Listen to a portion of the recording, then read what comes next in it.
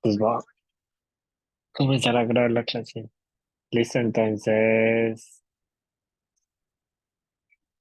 sí, recuerdan, en la clase pasada empezamos a ver programación dinámica. Estuvimos viendo varios problemas, vimos varios ejemplos. El primero de ellos fue este ejercicio que se llama Minimizing Coins, que básicamente era como el problema de que tenemos como ciertas monedas, como cierto sistema de monedas que vendría siendo como, por ejemplo, uno 5 y 7, o sea, como que tengo monedas uno 5 y 7 y yo quiero decir como cuál es el mínimo, la mínima cantidad de monedas que necesito para representar cierta cantidad. Y pues vimos que ese problema hay como, o sea, como lo vimos la clase pasada, se resuelve con DP. Hay un cierto, o sea, como que cuando el sistema de monedas cumple ciertos requerimientos, ciertas condiciones, pues uno lo podría hacer con grid, pero pues digamos que lo importante era entender cómo podíamos presentar el problema como una EP.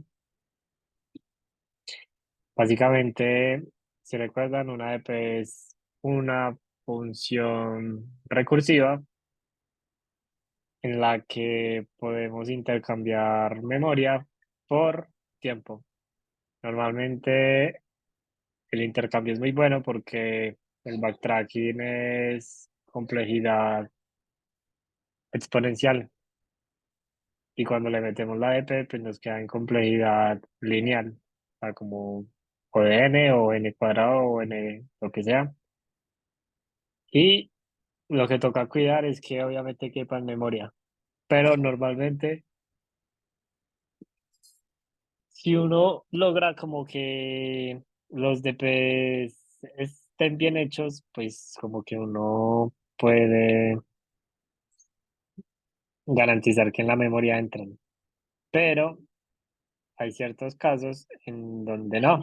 Entonces, digamos que el objetivo de la clase de hoy es ver cómo qué hacer en esos casos en donde,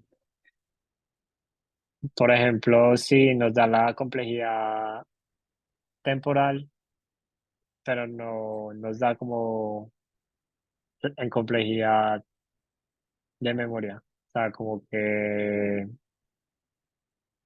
nos da que entra, o sea, como que el time limit nos da para que entre el problema, pero van a haber veces en donde el time limit está muy ajustado o la memoria no nos da. Entonces digamos que les vamos a dar otro par de ejemplos. Hoy vamos a seguir viendo EP, pero con otro enfoque, que en última sigue siendo EP. Entonces digamos que no es que voy a enseñar otro tema, sigue siendo EP, solamente que es como optimizaciones de EP. Pues las más básicas. Digamos que hay muchísimas optimizaciones, pero pues les voy a enseñar las más básicas. Eh, Listo, entonces solamente como breve recorderis, en la clase pasada vimos este problema de Sign Coins, vimos también el de Dice Combination, creo que, no, vimos el de Coin Combinations, creo que fue, que básicamente era como que listo, nos dan N monedas, entonces por ejemplo, creo que ese es el que saca en el Jamboard. Entonces nos dicen como, listo, digamos que tengo monedas de tipo 2 3 y 5 y nos dicen FDN es igual a la cantidad de formas en las que podemos representar n. Entonces, nosotros definimos la recursividad de esta forma como f de n. Si yo tengo estas monedas, entonces yo lo que podría decir es que si f de n es la cantidad de formas en las que puedo representar n, entonces yo podría decir que f de n depende de ciertas decisiones que yo puedo tomar. Entonces acá vimos un ejemplo que era como, listo, si yo tengo como f de 9, entonces yo tengo tres opciones. Entonces digamos que yo tengo, o sea, mi tarea es saber de cuántas formas puedo representar el número 9. Y de hecho creo que acá vimos un par. O sea, como que un ejemplo es este. O sea, yo tengo, por ejemplo, cuatro formas, pero pueden haber más, y esas cuatro formas pueden ser que tome 2 2 5 o tome 3 más 3 más 3 da 9, 2 más 5 más 2 da 9, 5 más 2 más 2 da 9. Entonces digamos que todas estas formas son formas válidas para representar un 9. Entonces, nosotros lo que podemos hacer es definir una función recursiva y esa función recursiva, luego lo que vamos haciendo es que vamos tomando como la decisión como de listo. Si yo quiero hallar n, o sea, como f de n, yo puedo decir como, ¿qué pasa si tomo la moneda de tipo 2? Entonces vean que cuando yo tomo la moneda de tipo 2, eso lo que quiere decir es que yo ahora, si quería saber de cuántas formas puedo representar n, pues ya debo saber es de cuántas formas puedo representar n más n menos 2. Porque si yo sé de cuántas formas puedo representar n menos 2, a todas esas formas yo les puedo sumar el 2 y ya llegan a n. O sea que todas estas son formas válidas para yo llegar a n. También son válidas todas las n menos 3 y también son válidas todas las n menos 5 utilizando la misma lógica. N menos 3, si todas las formas que tengo para representar eso, si yo de esas formas les sumo 3, voy a llegar a n. Y con n menos 5 lo mismo. Entonces digamos que solamente como un ejemplo, pues vimos que si yo quiero hallar f de 9, o sea, como de cuántas formas puedo representar 9, solamente basta con buscar de cuántas formas puedo representar 7, de cuántas formas puedo representar 6, de cuántas formas puedo representar 4 y al final sumo todas ellas. O sea, mi respuesta es la suma de todas ellas. Ahora, ¿cómo puedo representar f de 7? Pues de la misma forma, preguntando, ¿de cuántas formas puedo representar 7? ¿De cuántas formas puedo representar 7 menos 2, 7 menos 3 y 7 menos 5? Entonces, eh, acá eh,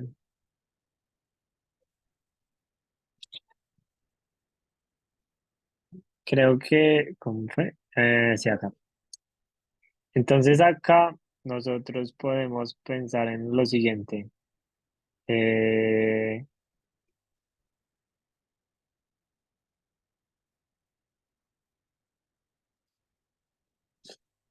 entonces vean que, por ejemplo, les voy a mostrar cómo entonces quedaría este programa. Pues, para que vean que es como muy simple.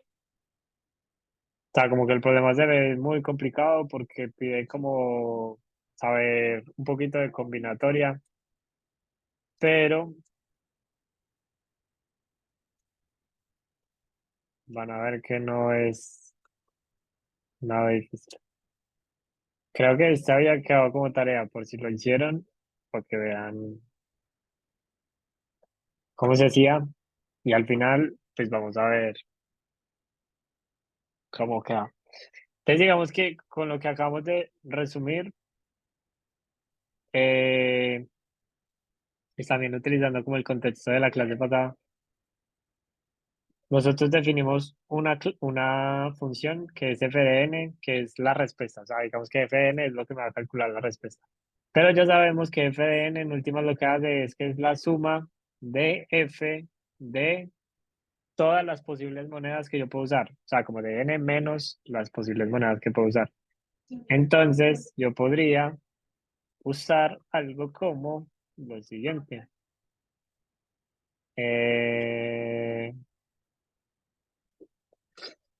qué mal policías. Ahora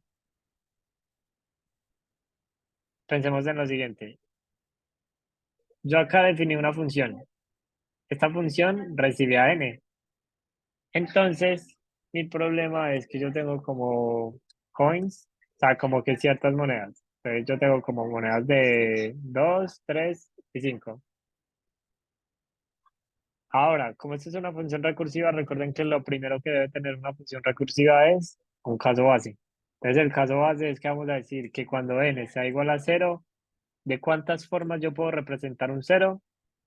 Pues solo hay una forma, que es no tomar nada. Digamos que es como, pues suena raro al principio, pero es como, o sea, la única forma que tengo para no hacer nada es como no tome nada y ya, que es una forma válida de hacerlo. Entonces, como no es cero, puede ser mayor que cero, entonces lo que voy a hacer es que voy a iterar por cada una de las posibles monedas que puedo tomar y eh, voy a hacer como que la respuesta simplemente es la sumatoria de f de n menos cada una de estas posibles monedas. Bueno, acá yo tengo tres monedas. ¿Sí o qué? Pero bueno, acá toca tener cuidado porque esto solamente se hace si n menos coins es mayor o igual que cero. Y al final devuelvo mi respuesta.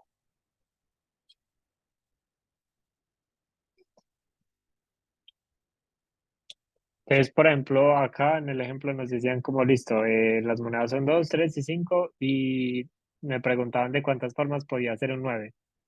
Entonces, no sé si pueden ver, está muy chiquito, pero acá abajo dice que la salida es 8. Entonces, vamos a ver si es verdad.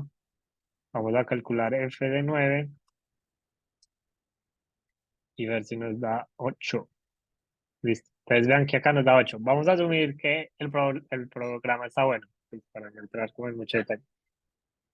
Entonces, hasta este punto yo no he hecho DP, pues lo que hice fue como resolver el problema utilizando una recursividad. Ustedes recuerden que yo les enseñé en la clase pasada que para implementar un DP, cuando ustedes ya tienen como la función recursiva, pues solamente tienen que hacer tres cosas. Lo primero es definir un memo, que básicamente este memo es eh, o sea, el memo es un arreglo o una matriz, pues en la clase pasada vimos como o sea, básicamente la cantidad de dimensiones del memo depende de la cantidad de parámetros que tengan la función. Entonces vean que como acá tenemos solo un parámetro en la función, entonces esto es un arreglo de tamaño, pues de solo una dimensión. Entonces vamos a asumir por ahora que tiene 100 de memoria y pues recuerden que, listo, entonces para meter DP solamente son tres pasos. El primero es como inicializar el memo, que básicamente inicializar el memo es declararlo y antes de hacer la función recursiva o antes de hacer la DP tienen que inicializarlo. Ya recuerden que inicializarlo significa iterar por todo el arreglo y hacer que ahí haya un menos uno. Ese menos uno lo que nos va a decir es que ese valor todavía no ha sido calculado. Como ese valor todavía no ha sido calculado, lo vamos a calcular. Entonces eso es lo que vamos a hacer acá. Vamos a preguntar, si memo de n, o sea, si vemos la posición n, ya fue calculado, ¿eso qué quiere decir? Que es diferente de menos uno, entonces lo devuelvo. Esto y acá lo que dice es, si yo ya calculé esta rama del árbol, recuerden que básicamente el backtracking es como un árbol de búsqueda. Lo que buscamos con el memo es preguntar si ese valor ya fue calculado. Si ya lo fue, no volvemos a calcular todo el árbol que hay debajo de él, sino que simplemente accedemos a la memoria en O de uno y devolvemos la respuesta. Y pues obviamente cuando si tengamos que calcular la respuesta, pues la guardamos. Entonces ustedes pueden hacer esto. Creo que en la clase pasada les dije que ustedes podían hacer algo como esto, como que lo hacían acá, y acá devolverán, pero pueden hacer ambas cosas en una sola línea. O sea, pueden hacer return, guardan, y al final se devuelve lo último. O sea, cuando ustedes tengan este tipo de nomenclaturas, de hecho ustedes pueden hacer esto, no sé si lo saben. Digamos que ustedes tienen tres variables. Ustedes pueden decir A es igual a B, es igual a C, es igual a uno. Aquí lo que están haciendo es que A, B y C van a ser igual a uno. Y pues bueno, acá ustedes pueden hacer algo parecido. Entonces, esto en últimas lo que hace es que devuelve ANS y también lo guarda en memo. Entonces es como un truco ahí chévere para que ahorren líneas de código. Y otro truquito, pues para que no se estén matando la cabeza haciendo siempre esto, pues acá escriben menset de memo, -1, size of memo. Y esta cosa lo que hace es que se te da todo en -1. Algo curioso, no sé por qué funciona así, es que esta función solamente funciona cuando quieren setear -1. O sea, ustedes no pueden decir como, ay, yo vi como en la clase de que hay una función que hace que todo el arreglo sea un valor. Solamente funciona con -1. O sea, como que si ustedes quieren decir que todas las posiciones de un arreglo sean 100 y ustedes hacen esto, no les va a funcionar. No sé por qué C++ hizo eso, pero solamente funciona con -1 y con 0, creo.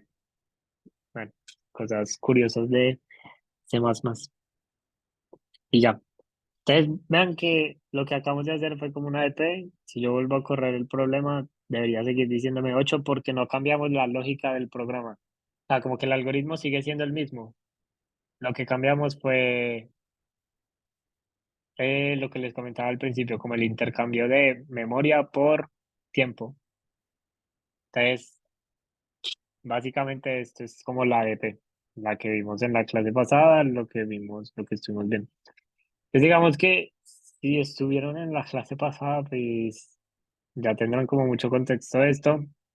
Si no, pues creo que las clases las estoy grabando, las voy a subir a YouTube, espero, hoy, para que vean la clase, pues si no, no se la vi. Entonces, digamos que para comenzar a ver algunas optimizaciones o algunos trucos bacanos con DP, les voy a mostrar, no, les voy a presentar primero otro problema que es un clásico.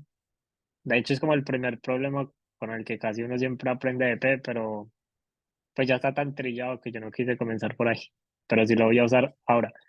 Y básicamente es el problema del Fibonacci. Entonces, no sé, pues supongo que saben qué es Fibonacci. Fibonacci es básicamente una secuencia de números que cumplen esta propiedad y es que f en la posición n o f de n es igual a f de n menos uno más f de n menos 2. O sea, básicamente es eso. Es como si ustedes buscan Fibonacci, la serie de Fibonacci. La serie de Fibonacci es básicamente es esto. Es como una secuencia de números. Y si ustedes miran, por ejemplo, cualquier número, por ejemplo, el 55 es la suma de los dos anteriores, del 34 más el 21. El 89 es la suma del 55 más el 34, y así sucesivamente. Entonces, por eso decimos que se cumple esta ecuación. Pues como que f en la posición n es igual a, llamémoslo phi, pues para que sepan que hablamos de Fibonacci, no de una función f cualquiera. Entonces, como que Fibonacci de n en la posición n es igual a Fibonacci en la posición n-1 más Fibonacci de n-2. Entonces, básicamente, si ustedes ven, esto es como una función recursiva. Entonces, como es una función recursiva, uno podría aplicarle DP. Entonces, vean que si ustedes tienen como f de n depende de n-1 y de n-2. O sea, como que se calcula de la suma de ambos.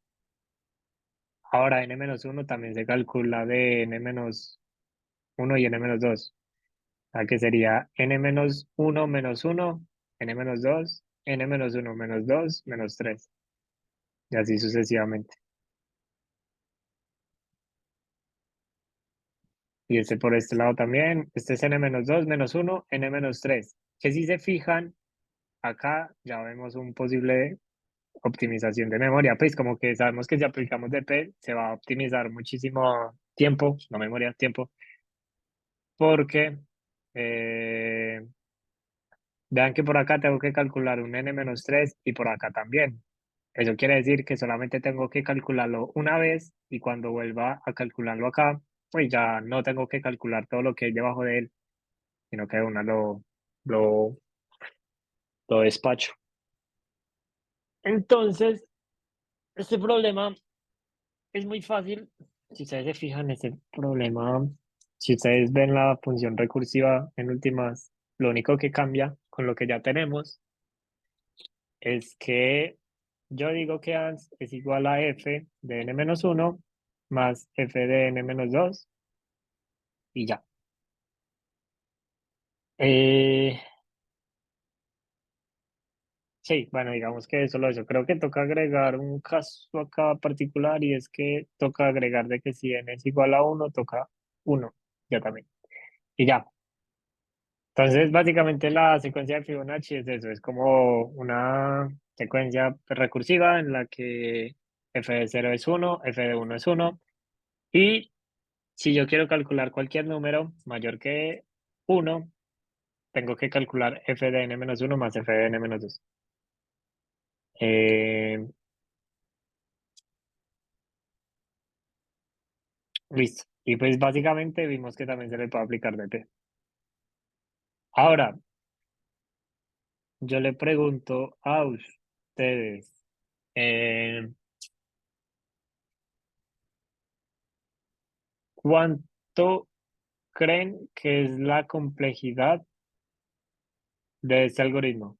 O sea, ¿cuál creen que es la complejidad de este algoritmo que acabamos de hacer? Pues de Fibonacci.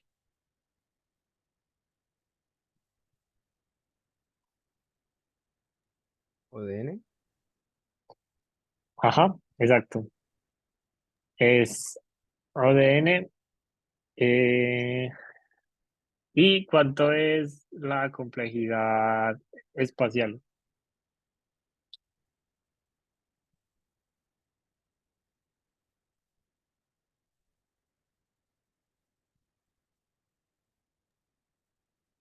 pues sería como el número máximo que nos pueden dar, porque si necesitamos un arreglo que almacene todas las posibles combinaciones de ese número para abajo. Exacto. Entonces, eh, lo que dice el compañero es verdad, como que en última, si yo quiero, o sea, primero, pues todos estamos claros de que la complejidad es ODN.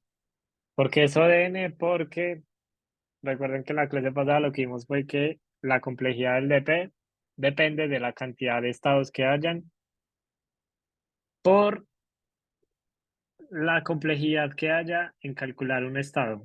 Entonces, la cantidad de estados que hay básicamente es n. O sea, porque es como lo que necesito calcular pues, para encontrar la respuesta. O sea, es la cantidad de estados que pueden haber. O sea, si yo quiero calcular Fibonacci de 10, sí o sí tengo que calcular el de 9, el de 8, el de 7, el de 6, el de 5 y todos los números que hay de ahí para abajo. O sea, que como mínimo tengo que visitar 10 estados. Bueno, como mínimo y como máximo. No, más bien, como máximo visito 10. Bueno, luego van a ver que hay DPs en los que no se visitan todos los estados. Pero como máximo uno visita pues todos los posibles estados que pueden haber, que sería ODN. Y la complejidad de calcular un estado básicamente es sumar dos estados y una suma pues es complejidad O de uno. Entonces por eso pues vamos a decir que este algoritmo es ODN. Y en complejidad temporal también lo mismo, como que si yo quiero calcular f de n, pues tengo que tener un memo de tamaño n. Entonces la complejidad también es ODN, pues la complejidad temporal. Pero pues hay un problema y es que, ¿qué pasa? Que a mí me dicen como parte, yo quiero calcular Fibonacci de 10 a la 8.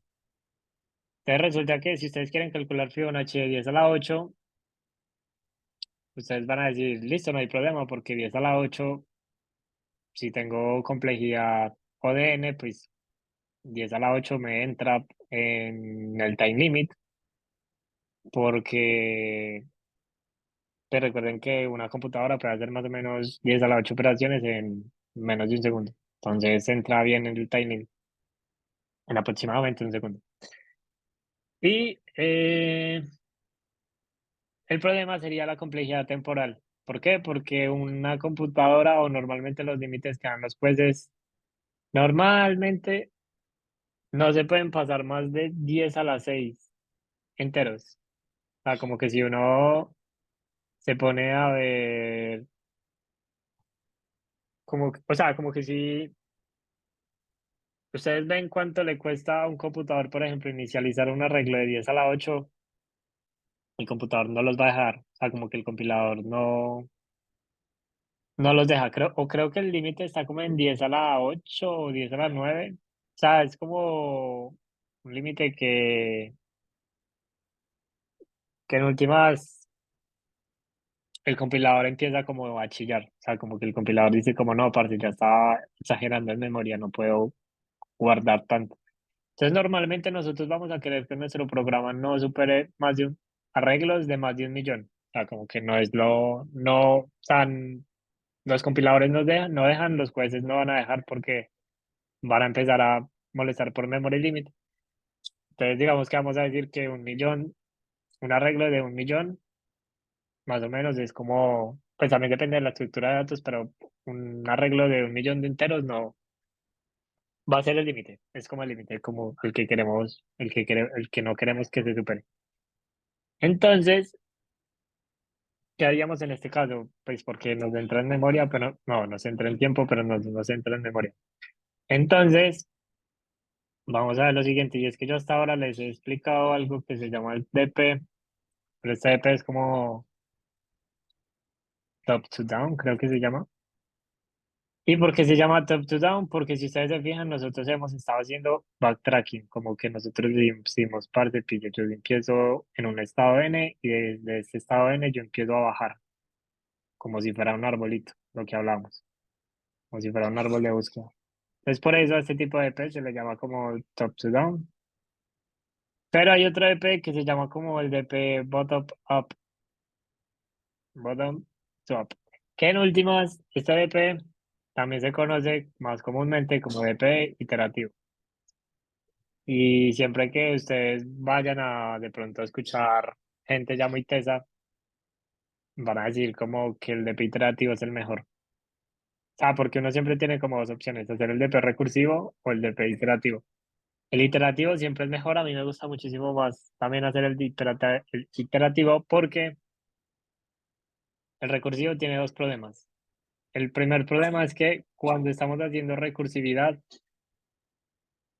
dentro del compilador, lo que está pasando es que hay una pila que se llama como la pila de tareas, por así decirlo. Entonces hay como una pila que uno no ve, o sea, es como una pila, no es que en el programa ya definía una pila, pero el compilador por detrás tiene una pila. Y esa pila, eh, mm, bueno, y esa pila lo que hace es que va colocando como las tareas que se tienen que esperar para que otras se resuelvan primero. O sea, ¿qué quiere decir eso? Recuerden que, por ejemplo, si nosotros quisiéramos calcular Fibonacci de n, yo tengo que calcular de n-1 y de n-2. ¿Qué quiere decir eso? Es que yo tengo que resolver primero n-1 para poder calcular n. Entonces, ¿qué hace el programa? En última, lo que tiene que hacer es decirle a f de n como parce, espérese un momentico, yo resuelvo esta función, cuando la resuelva, vuelvo con usted. Entonces acá como que deja la pila deja a n. Luego, para n-1 dice como listo, tengo que resolverlo, pero n-1 dice como no, pues yo dependo de n-2. Entonces a n-1 también lo tiene que dejar en una pila. Entonces si ustedes se fijan, esta pila se va a llenar con la máxima profundidad que pueda llegar a tener el árbol. como que también es algo que depende por ahí como de qué tan profundo puede llegar a ser el árbol. Y en últimas, pues eso puede llegar a ser, eh, pues como muy grande. Entonces, si ustedes se fijan, esta pila también va a agregar una complejidad temporal y una complejidad espacial que no se ve. O sea, como que es una complejidad que uno no ve, pero está ahí. Pero normalmente no importa, o sea, como que no es como no es algo que ustedes digan como, me está dando time limit, seguramente es por la pila. O sea, si ustedes están seguros de que el algoritmo les tiene que correr, pues de pronto probablemente ahí sí sea por eso, pero pues no es que siempre sea como este el problema, pero es algo para tener en cuenta. Entonces, este es un problema y el otro problema que vamos a ver ahora es que el DP recursivo no me permite optimizar memoria. Entonces vamos a ver cómo funciona el DP iterativo. Entonces, vamos a utilizar el ejemplo del Fibonacci como ejemplo. Digamos que quiero calcular f de n, no, más bien. Bueno, sí, o sea, digamos que quiero calcular f de n y ya saben que eso lo que hace es que se va bajando como recursividad. Ahora, yo lo voy a ver desde otro punto de vista. Entonces, desde el otro punto de vista que voy a hacer es, en vez de hacer una función recursiva que comienza en n y va bajando hasta que se encuentre los casos base, o sea, recuerden que lo que hace el árbol de búsqueda recursiva es que él baja, baja, baja, baja hasta que encuentre los casos base y cuando encuentra un caso base empieza a subir, empieza como a irse hacia arriba. Eh,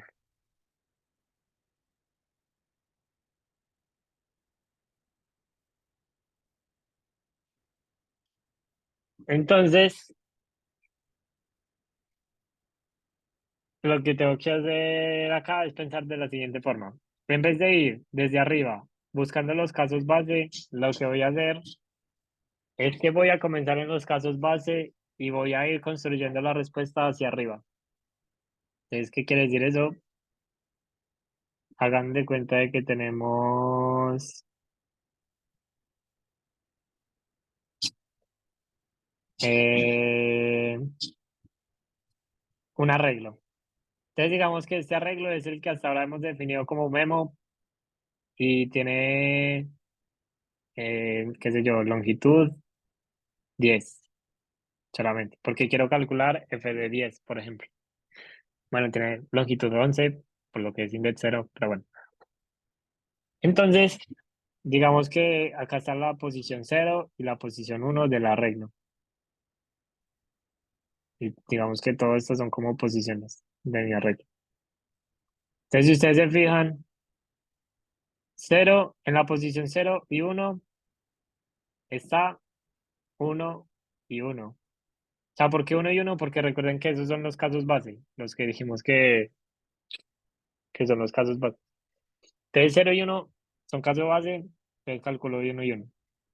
Ahora, como yo quiero calcular f de 2, ¿qué puedo hacer? Pues simplemente para calcular f de 2, yo lo que hago es que saco la suma de los dos anteriores. Entonces yo sé que 1 más 1 da 2. Cuando quiero calcular el de 3, pues básicamente es la suma de las dos posiciones anteriores, que serían 3. Cuando quiero calcular f de 4, la suma de los dos anteriores es 5. Entonces el siguiente es 8, el siguiente es 11 y así sucesivamente. Entonces, si se fijan, acá yo estoy haciendo DP, o sea, porque estoy utilizando valores que ya calculé, pero lo estoy haciendo desde el caso base hacia arriba. Entonces, yo tengo que hacer este ciclo hasta que llegue a n y cuando llegue a n, yo sé que en la posición n de mi arreglo ya está la respuesta. ¿Cómo se ve eso en un programa? Pues, o sea, como hasta ahora, pues digamos que esto es como muy simple, probablemente ya sepan cómo se hace, pero pues solo es para que lo vean. Si yo quiero calcular, por ejemplo, f de 10, o sea, Fibonacci de 10, entonces lo que puedo hacer es como calcular, bueno, voy a declarar un vector de enteros llamado fit, y lo que hago es que itero hasta n, bueno, esto es n más 1, esto es menor o igual que n, y Fibonacci de 0, recuerden que dijimos que Fibonacci de 0 es igual a Fibonacci de 1, y esto es igual a 1. Ya recuerden el truco que les enseñé ahora. Esto lo que hace es que Fibonacci en la posición 0 y en la posición 1 es igual a 1. Y para cualquier Fibonacci que sea mayor que 2 o de 2 en adelante hasta n, lo que voy a decir es que Fibonacci de n o de i es igual a Fibonacci de i menos 1 más Fibonacci de i menos 2. Y muestro Fibonacci de n menos 1.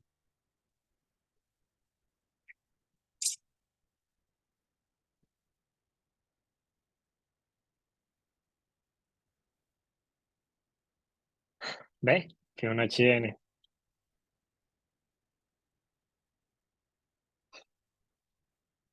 Entonces me dice que es 89. Bueno, que básicamente es este de acá. O sea que pues está bueno.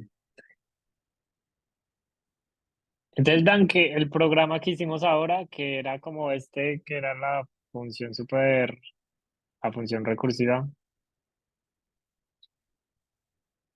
y solamente para que la vean. Este de arriba es igual a este de acá. O sea, este es el programa que acabamos de hacer, y este de arriba es el que teníamos con función recursiva. Ambos tienen la misma lógica, o sea, como que al final son la misma, resuelven el mismo problema, pero la diferencia es que se utiliza de P iterativo y este usa de P recursivo, que en últimas el recursivo, pues ya sabemos que es como todo este tema de la recursión, y por detrás, pues esta recursión tiene que utilizar la pila del compilador, bla, bla, bla. Pero esto no, esto en últimas es como parte, yo solamente estoy utilizando un arreglo, calculo las últimas dos posiciones de un arreglo, que es O de uno, y ya con eso calculo esto. En cuanto a complejidades, ambos siguen siendo lo mismo, no es que uno haya mejorado o no.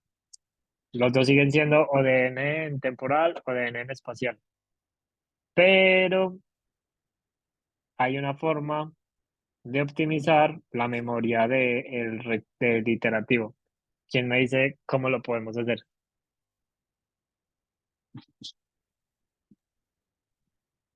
De pronto tengas una raíz solo de dos posiciones y reemplazando Ajá, las posiciones cada vez que calculo. exacto. Entonces, exacto. Esa es una muy buena idea. Si ustedes se fijan, en últimas acá, yo solamente estoy utilizando dos posiciones. O sea, como que estoy declarando un arreglo de tamaño n, pero solamente estoy utilizando dos, y son las dos últimas. O sea, como que si yo quiero calcular f de n, pues solamente necesito las dos últimas. Entonces, eso, pues como que me da una ventaja. Y es que yo puedo pensar en lo siguiente, y es que yo solamente necesitaría un arreglo de dos posiciones. O en últimas, necesitaría lo mismo, que es dos variables. Entonces puedo decir como voy a declarar una variable A y una variable B, ¿cierto? Que son como las que van a representar las últimas dos posiciones de mi arreglo. Entonces, vamos a decir que f de A, B, vamos a decir que solamente necesitamos dos variables, A que vale 1 y B que también vale 1. Y acá lo que vamos a hacer es que igual tenemos que iterar desde 2 hasta n, pero podemos pensar en lo siguiente, y es que podemos decir como listo, yo puedo calcular el valor actual utilizando las dos variables anteriores, que vendrían siendo ¿quién? A más B, ya sabemos eso. Pero acá me tocaría actualizar las variables. Entonces, ¿quién sería ahora las dos variables anteriores? ¿Qué creen ustedes? O sea, ¿cómo voy actualizando estas variables?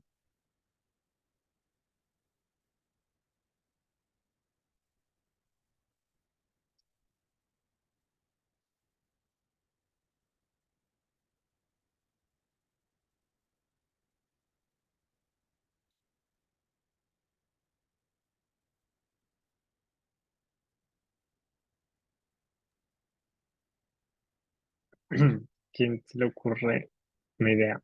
Pues sería que A es igual a B, digo que B es igual a A, perdón, que, que B es igual a C y A es igual a B.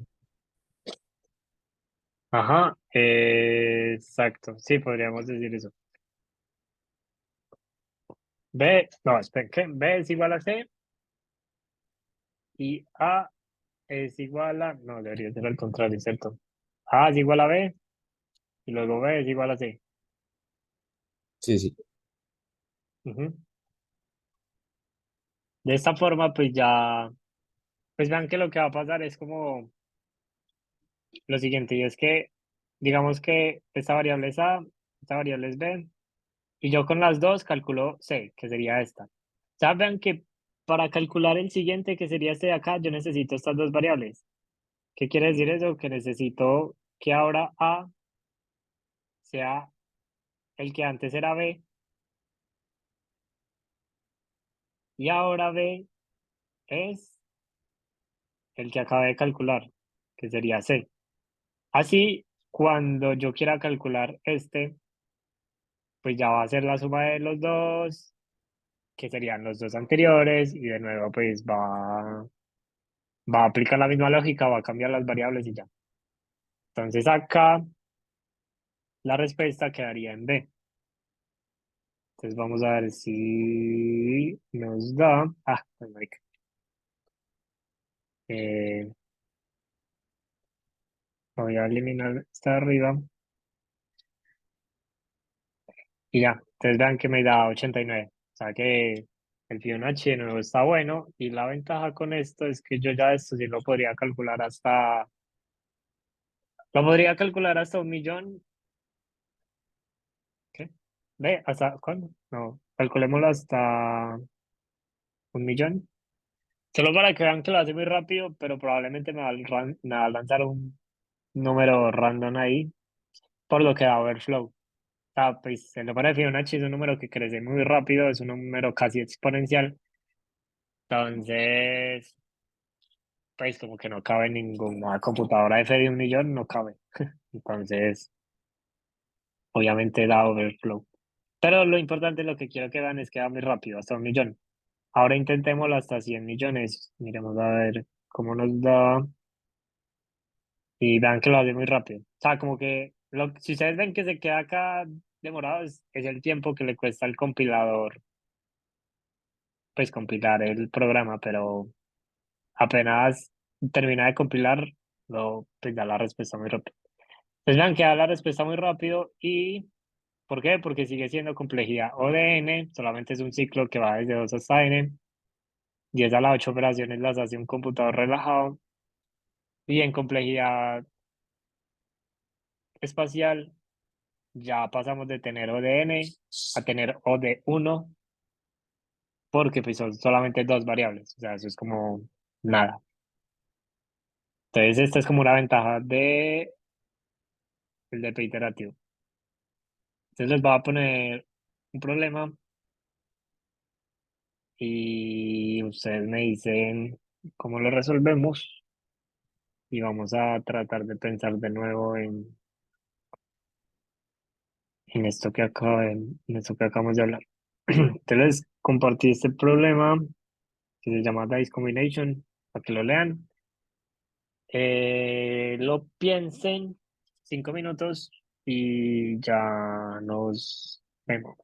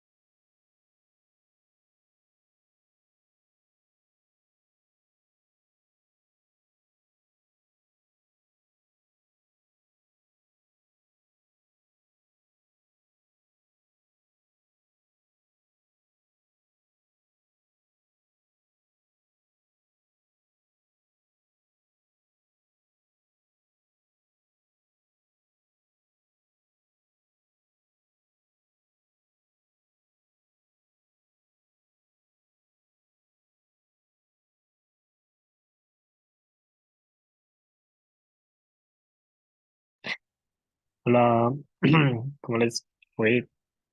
Mm, si se entendió el problema, igual creo que este es bien simple. Entonces, les voy a explicar en qué consiste el problema y empezamos a discutirlo. Entonces, básicamente, pues si de pronto no se entendió bien el problema, lo único que nos dicen es que tenemos un dado. O sea, un dado que ya saben que es bueno, es este cuadradito, que parece un cubo, que tiene seis caras y cada cara tiene un número del 1 al 6. Y pues es, bueno, aleatorio, bla, bla, bla, lo que sea. Entonces, lo que nos dicen es que yo tengo un n y yo quiero saber de cuántas posibles formas yo puedo representar, eh, ¿cómo es? De cuántas formas puedo representar n con esos seis dados.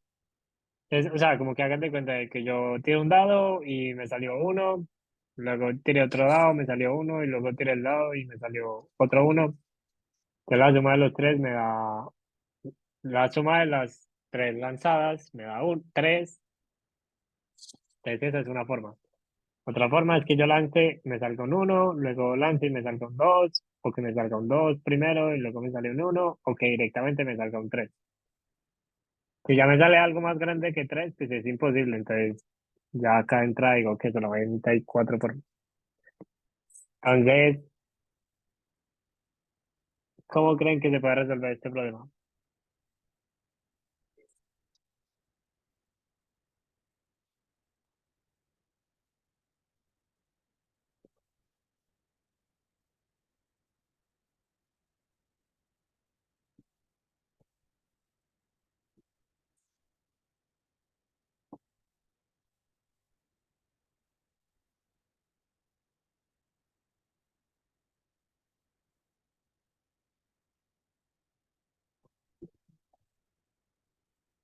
¿Quién se le ocurre alguna idea?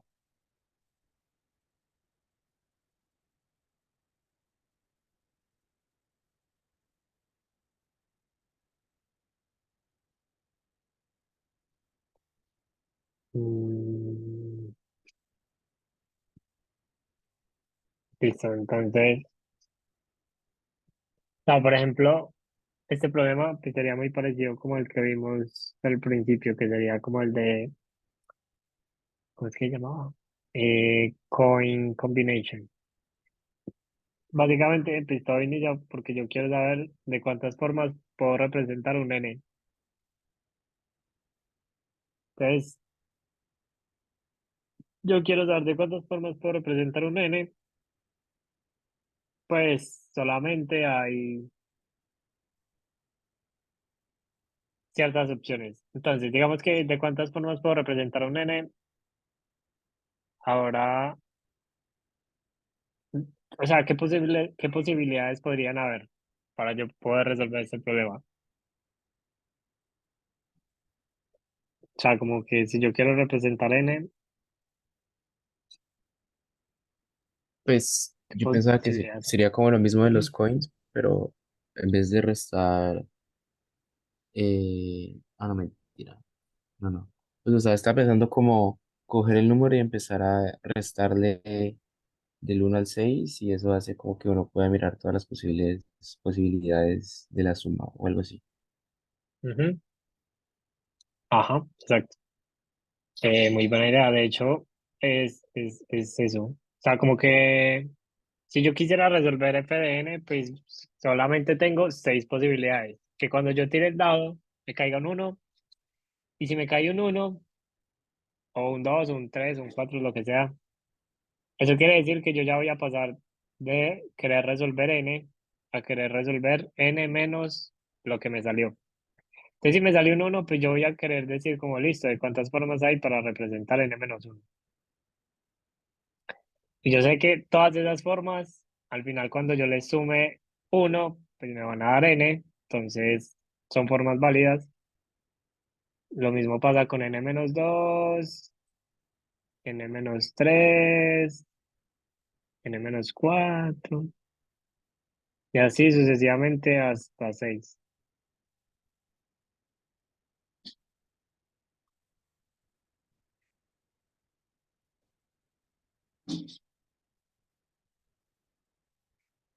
Ahora, si ustedes recuerdan, pues bueno, básicamente este es como muy parecido al problema de las coins, en el que decíamos como listo, pues yo tengo f de n, pues básicamente f de n es igual a la suma de las f de n menos cada una de las posibles monedas.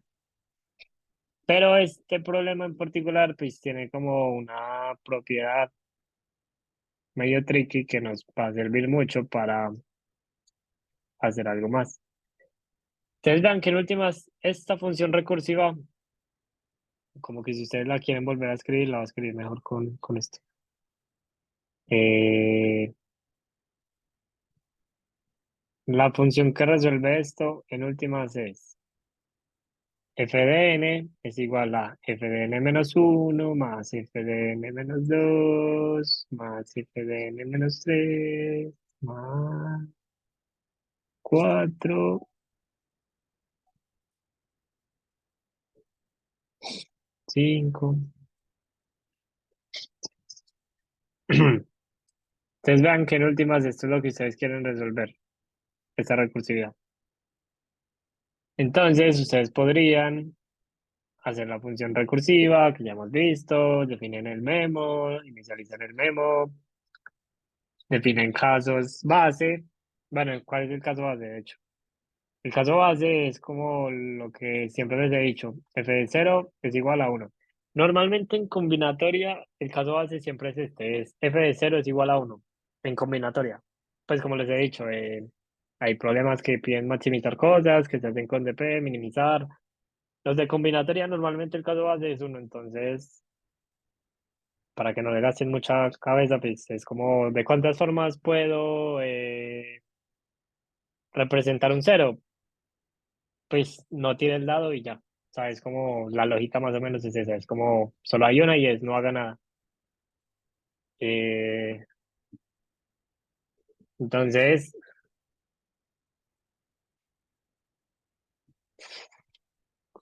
acá básicamente ya tenemos como nuestra función recursiva, y que la pueden programar, como ya la hemos visto, y pues, es la función recursiva, no hay nada nuevo acá. Pero si ustedes se fijan, si ustedes hacen este problema como lo hemos venido haciendo con recursividad, se van a encontrar con que eh, el problema tiene, pues como que tienen que hacer lo siguiente, y es básicamente, tienen que, o sea, no, lo que les quiero decir es, este algoritmo que les acabo de demostrar, pues en últimas la complejidad es O de n en temporal y también es O de n en espacial,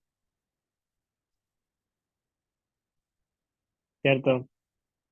Entonces, sí, yo lo mismo, como que si yo llegara a querer calcular 10 a la 8 pues como que me pasa en tiempo, pero no me pasa en memoria.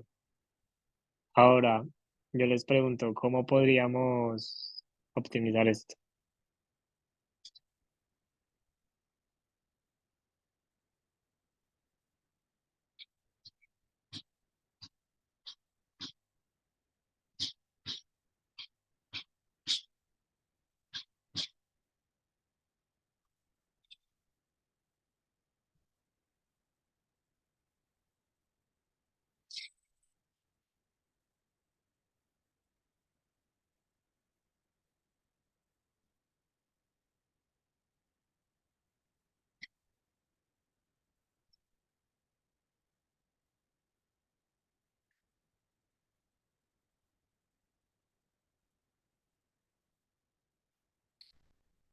Mm,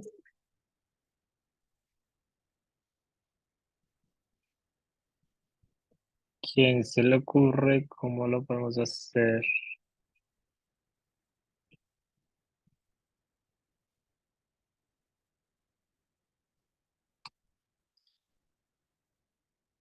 Ok. ¿Cómo podríamos mejorar esta complejidad?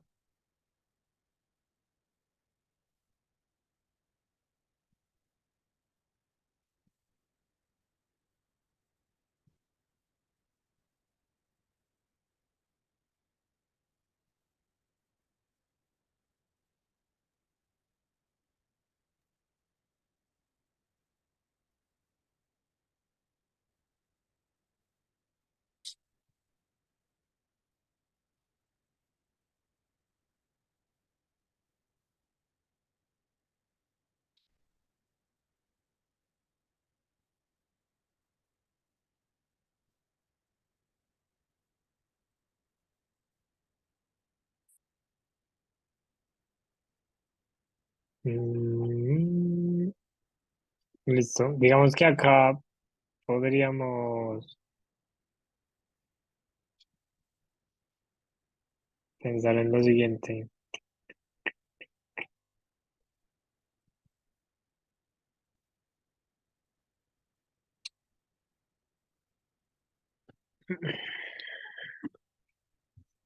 Si yo tengo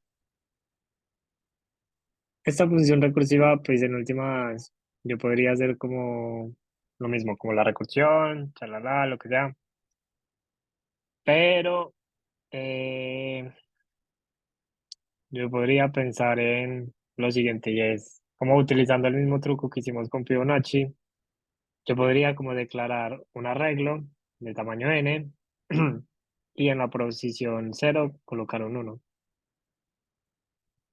Ahora, yo sé que 1 sería la suma de todos los anteriores.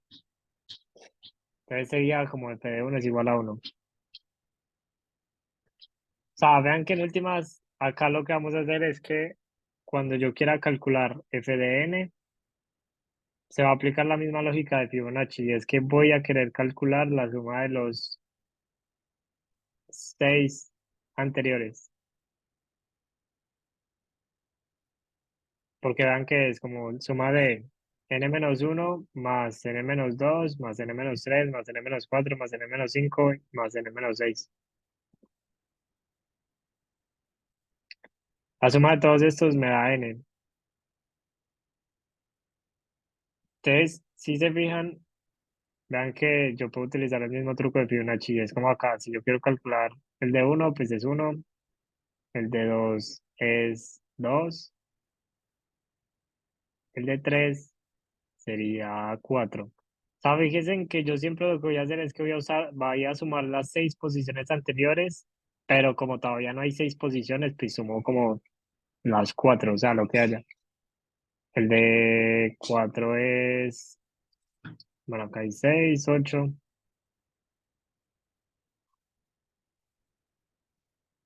Y así cuando lleguemos al de n, pues va a calcular como la suma de los 6 anteriores. Entonces, acá, pues yo podría utilizar como el mismo truco que vimos en el del Fibonacci. Como que en vez de tener un arreglo de tamaño n, lo que puedo hacer es como mantener 6 variables. Con las 6 variables puedo calcular el valor actual y con el valor actual y las 6 variables anteriores calculo las nuevas variables. O sea, como que en vez de llevar un, ¿qué? Un, un arreglo de tamaño n, puedo llevar simplemente 6 variables. Incluso acá, ustedes podrían como,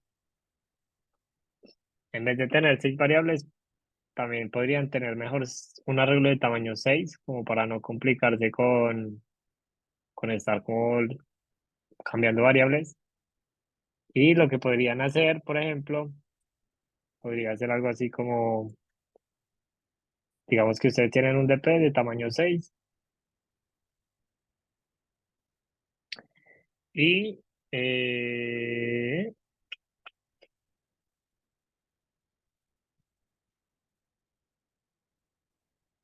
ah, o sea, podrían tener un DP de tamaño 6. No, más bien, digamos que es de tamaño 7. Van desde,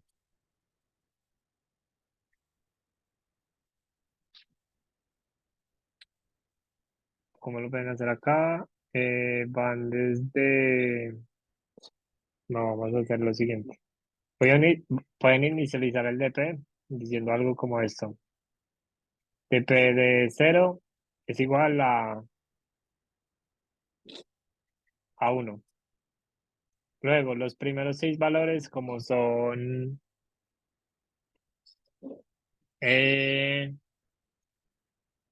no, esperen, si no ustedes pueden hacerlo, creo que sí, esperen. O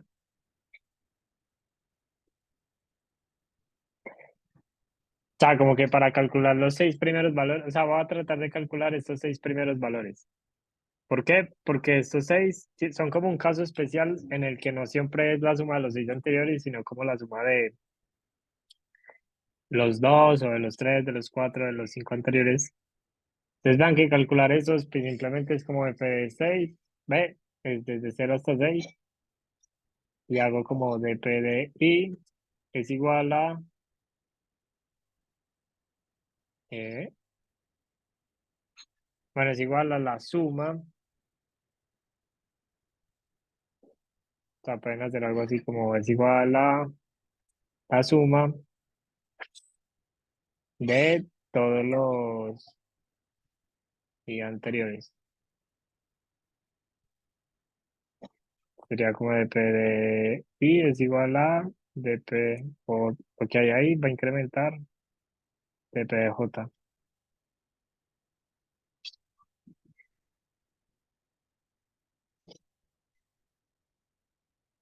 Entonces digamos que esto solamente es para inicializar es como para inicializar las 6 primeras variables. Entonces si ustedes quieren ver cómo les quedó eso, pues ustedes pueden decir como desde ahí hasta 7 y más, sea de PDI.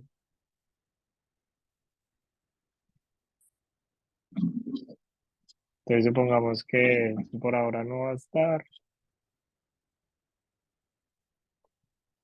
Entonces vean que les quedan acá como las 6 primeras variables, que es como las 6 que estábamos tratando de crear acá, como 1, 1, 2, 4, 8, pero estas 1, 1, 2, 4, 8, 16, 32. Que de hecho, ahora que lo veo, son básicamente es 0, 1, 2. Es 2 a la y menos 1, pero bueno, lo que sea. Con este arreglo inicializado de 6 variables, ustedes pueden pensar en lo siguiente, y es que si ustedes tienen estas 6 variables, de hecho las voy a escribir, acá es 16, luego acá es 32. Si ustedes quisieran calcular el siguiente, digamos que el que está acá, básicamente sería la suma de los 6 anteriores, que serían 1, 2, 4, 8, 16 y 32. La suma de estos, ¿cómo la podemos hacer? Solamente con 6 variables. Entonces lo que pueden hacer es iterar desde 6, no, desde 7 hasta n, que es como lo que hacíamos ahora con el Fibonacci, como que desde 2 hasta n. Ya voy a calcular la respuesta y lo que puedo hacer es decir que Fibonacci en la, es que Fibonacci, dp en la posición 6 es igual, no, más bien, voy a crear como un valor en x, pues como el current, más bien, o sea, como el valor actual, que vendría siendo la suma de todo el arreglo. ¿Por qué? Porque son los 6 anteriores. Entonces estamos de acuerdo en que si yo quisiera j menor que 6, j y cur es igual a la suma de dp de j. Y al final, entonces, yo lo que puedo hacer es, como ya tengo la respuesta en esta variable, lo que puedo hacer es, como utilizando el mismo truco que hicimos con Fibonacci, es como si tuviera que correr todas las posiciones, uno a la izquierda. O sea, como que si antes las 6 posiciones anteriores eran estas 6, luego las 6 anteriores van a ser comenzando desde 2. ¿Qué quiere decir eso? Que lo que necesito es como que lo que estaba antes en la posición 2 ahora está en la posición 1, lo que va en la posición 3 ahora está en la posición 2. Básicamente es como correrlos todos uno a la derecha. Entonces lo que puedo hacer es como con un ciclo, eh, j menor que 6, lo que hago es como que los voy swapeando, como que swapeo de PJ con dpdj menos 1 y al final, pues yo sé que dp en la posición 6 va a ser igual a la respuesta. O sea, como que dp en la posición 6 que vendría siendo el último, en esa posición coloco el valor actual. O sea, como que esos 6 después cuando vaya a querer, después de que calcule este, que creo que es 64, entonces este 64 es cur, muevo todo uno a la izquierda, entonces por ejemplo ya me va a quedar el arreglo como 2 4 8 16 32 y luego en la posición,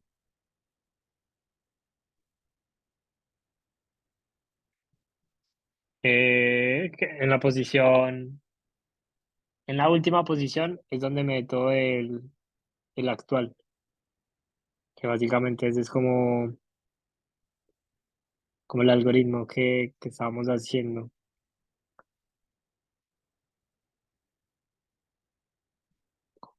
Eh, sí, porque acá llega hasta el 5 lo mueve acá, y en la posición 5 mete 32. Sí, pues digamos que básicamente es como la misma lógica. O sea, si se fijan, es como lo mismo que hicimos con el Fibonacci, solamente que ahora es como tengo que hacerlo con 6 variables. Pero entonces en vez de llevar 6 variables, lo hago como con un arreglo chiquito y voy como swapeando las variables como para hacerlo más, pues como más fácil en el código, pero la complejidad sigue siendo la misma. Mm, no sé si tengan alguna duda hasta acá, si tengan alguna pregunta de este. Eh, y si no, pues vemos el último ejercicio de DP y, y ya. Pues si algo, recuerden que los ejercicios yo los estoy sacando de este quiz, que se llama CSS, entonces les recomiendo para que para que saquen problemas de ahí cuando quieran practicar. Entonces, yo, por ejemplo, acá, pues lo bueno de esta página es que tiene como todo agrupado por temas. Entonces, como que los de strings, los de geometría, los de matemáticas, los de árboles, los de grafos, y pues ahora estamos viendo los de EP. Pues vean que si quieren resolver como los problemas que hemos visto hasta ahora, pues solamente es como que entren acá. El de Dice Combination fue el que acabamos de hacer. Minimizing Coins fue con el que iniciamos la clase. Coin Combination lo vimos la clase pasada y en esta clase también lo vimos. Y les voy a explicar el Coin Combination 2 para que los hagan luego. Entonces, bueno, nada, lo mismo. Les voy a compartir el link, les doy 5 minutos para que los lean. Eh, pues ahorita En 5 minutos lo vemos, lo discutimos.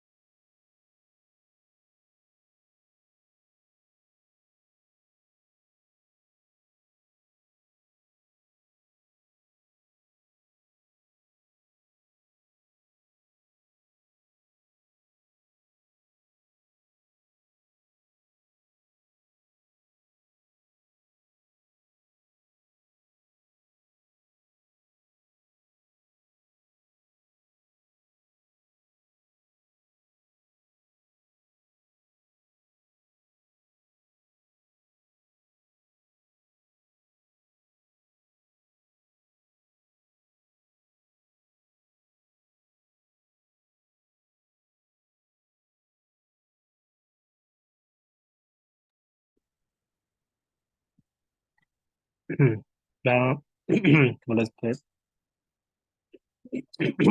Eh, digamos que acá lo que se puede hacer en últimas, bueno, no más bien, si entendieron el problema. Ok, listo. Entonces, si se fijan, la diferencia entre este problema y el anterior es que, eh, o sea, si se fijan, este problema es muy parecido al de Code Combination uno. De hecho, pues por eso se llaman igual. Uno se llama el uno, el otro es el 2. Solo que el uno, que básicamente era como este problema de que nos daban un n y nos daban varias monedas y teníamos que decir de cuántas formas podíamos representar n con esas monedas. Si se fijan, acá no importa el orden. Entonces, por ejemplo, 2 más 2 más 2 más 3 era diferente a 2 más 2 más 3 más 2. Pero en este problema, eh, sí importa como el orden, o por así decirlo, como el que sean totalmente diferentes. Por ejemplo, acá solamente hay tres formas para representar el 9. O sea, mientras antes habían casi 8, ahora hay tres, que es 2 más 2 más 5, 3 más 3 más 3 y 2 más 2 más 2 más 3. Pero vean que las que ya no están es como las 2 más 5 más 2, porque pues en últimas esto es igual a 2 más 2 más 5 o 5 más 2 más 2, no están. Entonces, como que es el problema muy parecido, pero toca pensar cómo no contar soluciones repetidas, o más bien como solamente contar las que yo quiero contar, que no sean como iguales a otras. Entonces vean que acá ellos lo definen como distinct ordered ways. O sea, digamos que lo importante es, dos formas son diferentes si al ordenarlos son diferentes. Por ejemplo, si yo ordeno ascendentemente estas dos, pues entonces son la misma. Entonces no vale.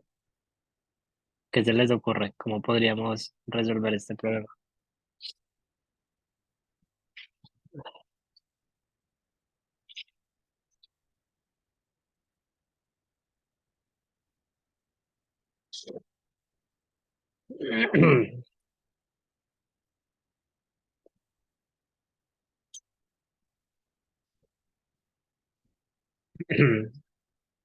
¿Qué se les ocurre? ¿Qué podemos hacer?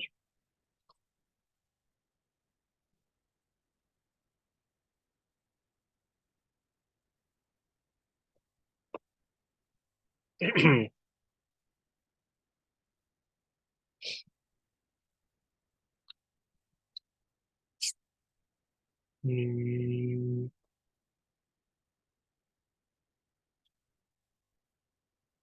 si quieren,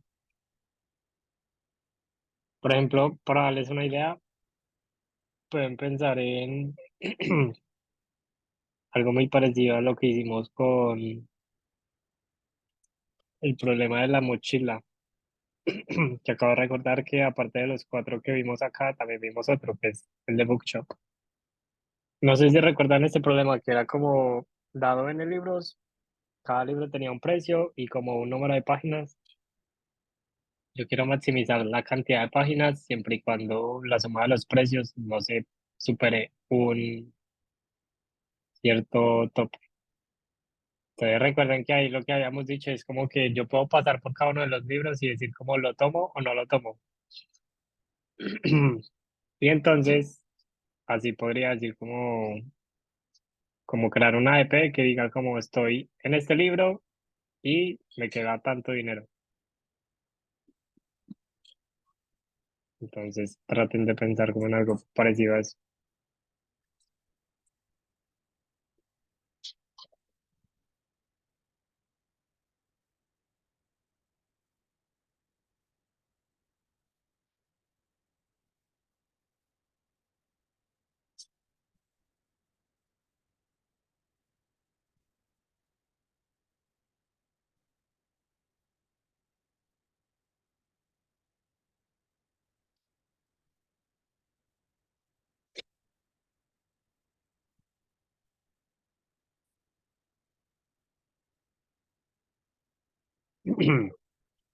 Listo, entonces,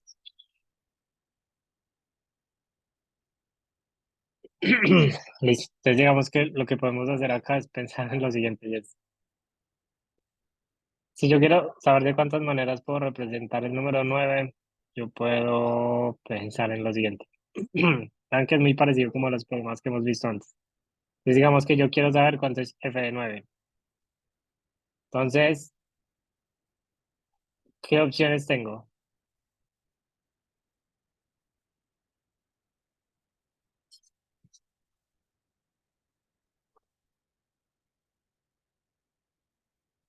Las opciones que tengo es como tomar cada una de las monedas o sea, como cada una de las posibles monedas que tengo, que sería como tomar un 2, tomar un 3 o tomar un 5. Entonces vean que acá yo podría decir como si yo estoy en 9, yo puedo tomar un 2 y puedo resolver f de 7. Y de nuevo, para resolver f de 7, pues tengo dos formas. Tengo tomar un 2, un 3 o un 5. Pero si se fijan, acá ya hay un problema y es que para calcular f de 9, si yo me elijo tomar el 3, quiero calcular f de 6 y f de 6 también tiene tres opciones, que sería 2, 3 y 5. Entonces vean que el problema es que si yo quisiera calcular f de 9, si yo eligiera tomar una moneda de 2 y luego al rato quisiera tomar una de 3, es igual a yo tomar primero una de 3 y luego una de 2. Pues por lo que hablamos ahora, como que si yo tengo varias eh, monedas, pero después de ordenarlas siguen siendo las mismas, entonces que no son como diferentes. Entonces vean que resolver el problema de esta forma como que ya no se puede. Entonces para eso vamos a pensar en la siguiente idea. Yo tengo tres monedas. Tengo monedas de 2, de 3 y de 5. Como les dije, pensando en algo muy parecido al problema de la mochila, y si lo hacemos sobre la suma, ¿cómo es sobre la suma? Mm, no sé si quieras como explicar mejor la idea, pues como más, porque no, ni se me ocurre. Eh,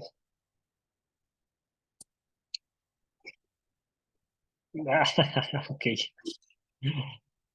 Listo, entonces no, pues como les decía, tratemos de pensar en lo siguiente. Tengo tres monedas, básicamente monedas de 2, monedas de 3, monedas de 5. Pensando en un problema muy parecido que fue como el de la mochila, recuerden que nosotros teníamos un conjunto de libros. Bueno, el problema de la mochila que acá es con libros, pero básicamente es como yo tengo un arreglo de libros y yo tenía como un budget, que es como la máxima cantidad de dinero que me podía gastar. Digamos que representamos ese valor como con cap. Recuerden que lo que teníamos era un puntero, aparte del budget, que era un i. Ese i nos iba diciendo como listo, yo estoy en el problema ahí y quiero, y todavía, o sea, como que estoy en el libro y todavía tengo K de dinero para gastar. Y por cada libro yo puedo tomar dos decisiones, ¿lo tomo o no lo tomo? Acá yo puedo hacer algo más o menos parecido. Yo puedo llevar como un i, que ese i iteraría sobre la cantidad de monedas. Ahorita se van a fijar por qué. Y aparte de eso, voy a llevar el n, que es el que llevaba antes. O sea, básicamente es como si al problema, como lo veíamos antes, le agregamos un iterador, que es el i. Ahora, ¿qué ventaja tiene llevar este iterador? Porque cuando yo llevo el iterador, yo puedo pensar en lo siguiente y es, si yo tengo, o sea, recuerden que el iterador lo que me dice es, voy a iterar de izquierda a derecha y voy a llevar un i que me va a decir en qué moneda estoy actualmente. Si yo tomo, si digamos que mi estado del problema está en la primera moneda,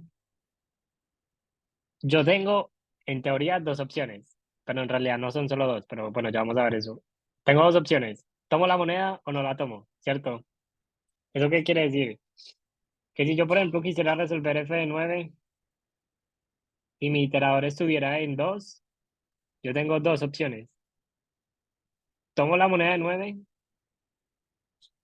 que quiere decir que voy a, o sea, como que ya tengo que resolver f de 7, o no la tomo. ¿Y qué significa no tomarla? Significa seguir en 9, pero ahora tengo que avanzar mi iterador 1. O sea, como que tengo que avanzarlo 1. Mientras que eh, cuando yo, digamos que yo estaba acá con el iterador, digamos que yo tenía el iterador en 1, pues, o bueno, más bien lo tenía en 0, para decir que es index 0. Entonces, lo que les decía, tengo dos opciones. La primera es tomar el 2. ¿Qué significa tomarlo? Significa que pues ya no tengo que calcular f de 9 sino f de 7, pero sigo en 2. O sea, como que el puntero va a seguir en 2. ¿Por qué, sí, por qué puede seguir en 2? Eh, ¿Por qué creen ustedes? ¿Por qué creen que el puntero puede seguir en 2? Porque vean que con el problema de la mochila nosotros siempre avanzábamos el puntero. O sea, como que habían dos opciones, lo tomo o no lo tomo, pero pues si no lo tomo, avanzo al siguiente libro para ver si lo tomo o no lo tomo, o lo mismo, como que si no lo tomo, tengo que avanzar al otro libro. Pero acá, vean que yo tengo dos opciones. No lo tomo, no, más bien lo tomo, pero me sigo quedando en este número, o no lo tomo y me paso al siguiente número. ¿Por qué creen que yo como que puedo tomar el 2 y aún así quedarme en el 2?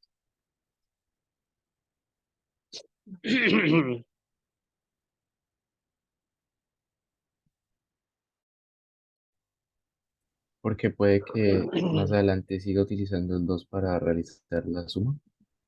Eso, exacto, tal cual. Es porque yo el 2 lo puedo tomar varias veces. O sea, como que lo puedo tomar las veces que yo quiera. Entonces, al yo hacer esto, como al no mover el puntero, yo lo que le estoy diciendo es, resuelva el problema con 7, pero mire a ver si al 7 le puede quitar otro 2. Entonces vean que cuando él intente resolver el problema con 7 va a pasar lo mismo, como que él va a tratar de resolver. Él va a decir, listo, lo tomo, entonces lo tomo, pero me quedo, o puede que no lo tome y me pase ya al 1, vea al 3, pero siga con 7. Entonces vean qué es lo que va a pasar. Si ustedes se fijan, cada vez que ustedes decidan tomar, que sería como el árbol, la rama de la izquierda, cada vez que decidan tomar esa opción, se va a formar una opción diferente siempre. ¿Por qué? Porque vean que acá, cuando ustedes deciden tomar el primer 2, eso lo que quiere decir es que ya entra hay un 2. O sea, como que yo estoy diciendo hay un 2.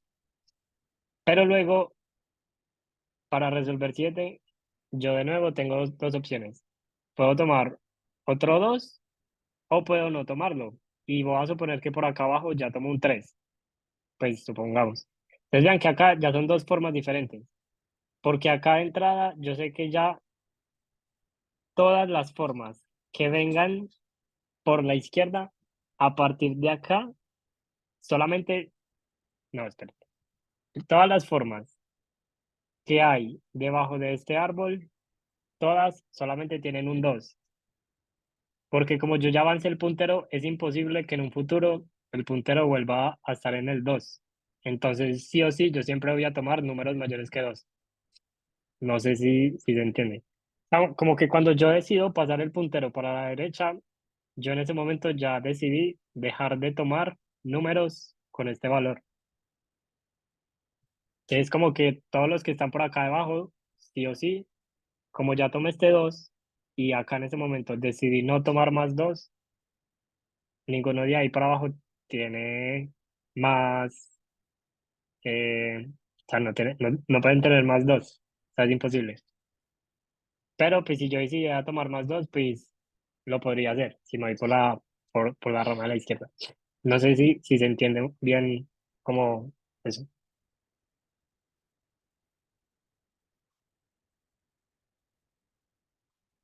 Igual, este problema, pues como les digo, es como muy parecido como al de la mochila. Entonces,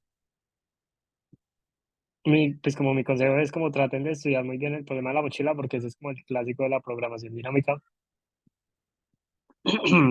Y cuando lo entiendan bien, pueden como tratar de resolver este problema. Y van a ver que tiene como sentido lo que les digo. Es como que, a diferencia del problema anterior, si ustedes se fijan, solamente teníamos un parámetro que era fn.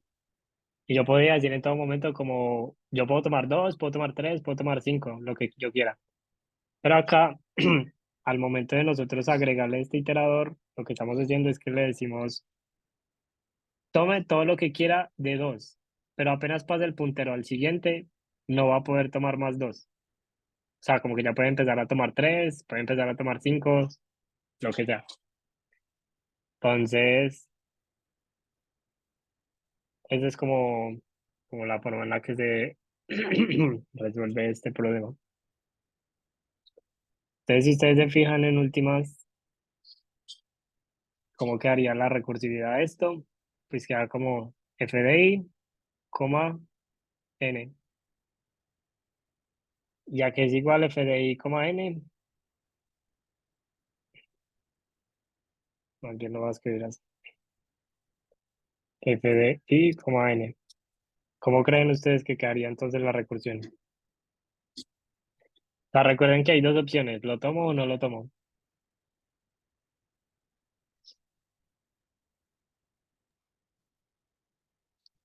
Pues sería como f de i más 1, n o Ujú.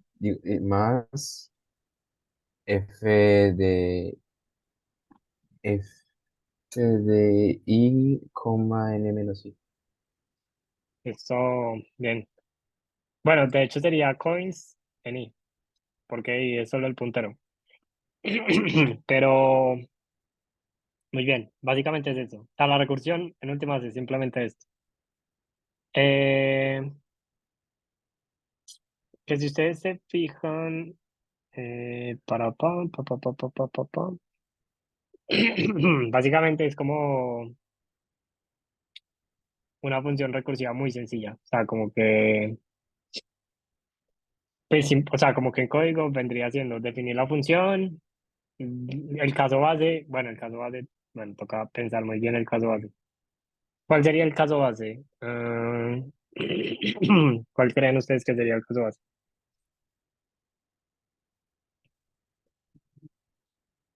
Pues cuando llega a cero o de un número negativo, pues. Bueno, no realmente, porque acá el caso base, bueno, toca pensarlo bien, porque el caso base sería cuando ya no tenga moneda, como por revisar. Bueno, ese sería un primer caso base, que sería como si y es igual ¿a quién?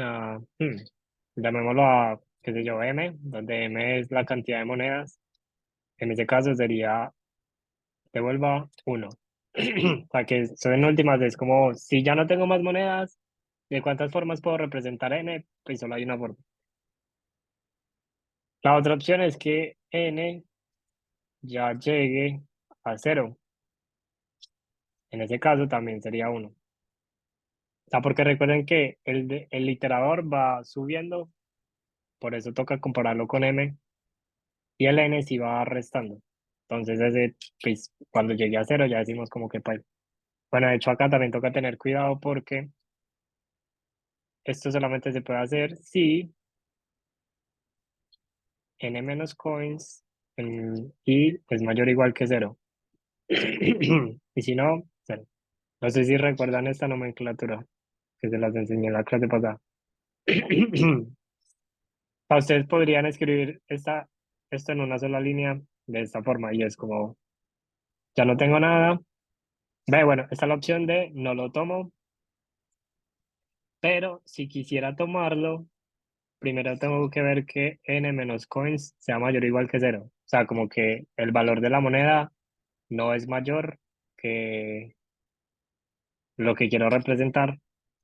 Si o sea, es como si yo quisiera, es como si yo dijera de cuántas formas puedo representar cuatro tomando una moneda de cinco. Pues como que no se puede. Pues por eso toca agregar este condicional. Este condicional lo que dice es, si esto se cumple, lo tomo, y si no se cumple, pues no lo puedo tomar. Digo que hay cero formas porque pues, es imposible. Entonces, de esta forma ustedes pueden garantizar de que el número siempre es positivo y que cuando llegue a cero, pues ahí ya hay respuesta. Entonces, de esta forma sería como la función recursiva y los casos basta. Entonces, digamos que hasta este punto ya se los voy a dejar como tarea para que ustedes lo terminen de programar. Si quieren, tómala en pantalla o escríbanla en algún lado. O si la vuelven a sacar ustedes mismos, sería brutal. Eh, pero pues ahí se las dejo de tarea para que ustedes la hagan y para que practiquen. Pues como que mi objetivo es que ustedes practiquen eh, este tipo de problemas. Porque pues si son, se usan bastante. O sea, como que el DP es un tema que cae demasiado. O sea, como que literalmente en cualquier competencia que ustedes vayan a estar, al menos uno es DP. Ya depende mucho, es como la complejidad del DP. Por ejemplo, los que les expliqué hoy, que son como optimizando memoria, si son más complejos, pues como que requieren un poquito más pues como de pensarlos muy bien. Pero si ustedes entienden estos, por ejemplo, los clásicos que son como la mochila o estos cuatro, o sea, estos cuatro primeros son clásicos de los clásicos. El de la mochila, que es Bookshop, pues ya pueden empezar como a tratar de plantear DPs más aleatosos. No sé si tengan alguna pregunta.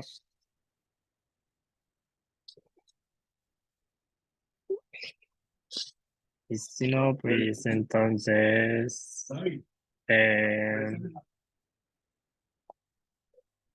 sí, no, nada, pues si quieren ya dejemos así por hoy, como para que, si quieren, pues practiquen algo. Mm, listo. Eh, listo, no, no. Entonces, pues ahí les dejo como el link que siempre les comparto, como el link de los problemas, ya se los compartí en el chat. Si tienen alguna pregunta, me pueden hablar por WhatsApp. Y si no, pues ya nos vemos en la siguiente clase. Creo que la próxima clase vamos a ver, creo que es búsqueda binaria. Pues ya dejamos el tema de EDP. Vemos búsqueda binaria, es como que si ya saben búsqueda binaria, igual la clase vamos a ver problemas. O sea, como que lo que les digo yo, pues como que no trato de dar mucha teoría, yo lo que trato de hacer es enseñarles ejercicios. Entonces, pues probablemente van a aprender algo que no sepan o van a resolver un problema que no habían hecho antes. Entonces, nada, nos vemos en la próxima clase.